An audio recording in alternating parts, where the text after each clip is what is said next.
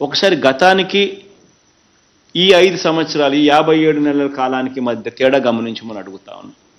గతంలో ఆ 5 సంవత్సరాల కాలంలో ఏకంగా 87,612 కోట్ల రూపాయలు రుణాలన్నీ కూడా రైతన్నలే మాఫీ చేస్తానని చెప్పడం, అప్పట్లో చంద్రబాబు నాయుడు గారు చెప్పిన ఆ మాట నమ్మడం, బ్యాంకుల్లో పెట్టిన బంగారం ఇంటికి రావాలంటే బాబే ముఖ్యమంత్రి కావాలని ఆయన పబ్లిసిటీ ఇవ్వడం, ఆ ఇచ్చిన ఆ పబ్లిసిటీని రైతన్నలు నమ్మిన తర్వాత చంద్రబాబు నాయుడు గారు ప్రభుత్వం వచ్చిన తర్వాత ఎంత దారుణంగా రైతన్నలు మోసం చేశాడు అని గమనించమని చెప్పి అడుగుతా ఉన్నా. ఏకంగా 87,612 కోట్ల రూపాయలు మొదటి సంతకంతోనే బేషరతుగా రుణాలన్నీ మాఫీ చేస్తానని చెప్పిన ఈ పెద్ద మనిషి చివరికి ఈ మాదిరిగా ఇంతకుముందు మన కాకాని గోవర్ధన్ అన్న పత్రం చూపిస్తా ఉన్నప్పుడు నేను కూడా ఏందన్న పత్రం అని చెప్పి అడిగితే ఇచ్చాడు. ఈ మాదిరిగా పత్రం ఇచ్చి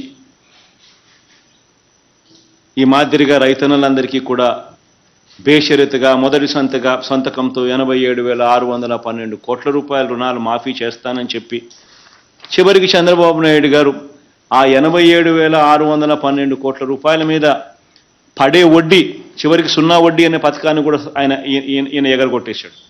ఇవ్వకుండా ఆయన ఎగరగొట్టిన 0 వడ్డీ డబ్బులు కూడా మన ప్రభుత్వం కూడా ఇచ్చిన దాఖలాలు ఇప్పుడే కనిపిస్తూ ఉన్నాయి. మనమే ఇచ్చినాం.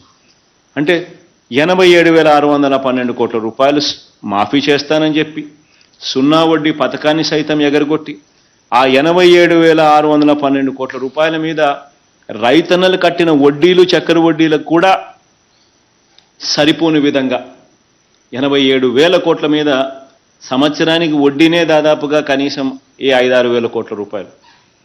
5 ఏళ్లలో ఆ వడ్డీలు వేసుకున్నా కూడా 87,000 కోట్ల మీద 5,000 కోట్ల రూపాయలు వడ్డీలు వేసుకున్నా 30,000 కోట్ల వడ్డీలకే. అలాంటిది ఈయన కట్టింది కేవలం 5 సంవత్సరాలు కలిపి 15,000 కోట్లు. 0 వడ్డీ పథకాన్ని సైతం రద్దు చేసి అంతటి దారుణంగా చంద్రబాబు నాయుడు గారు గతంలో మోసం చేస్తే మనం ఈ 5 సంవత్సరాలలో కేవలం ఈ ఒకే ఒక్క పథకం వైఎస్ఆర్ రైతు భరోసా పిఎం కిసాన్ అనే ఈ ఒకే ఒక్క పథకం ద్వారానే రైతన్నల చేతుల్లో పెట్టింది అక్షరాల 34,000 కోట్ల రూపాయలు పెట్టాం.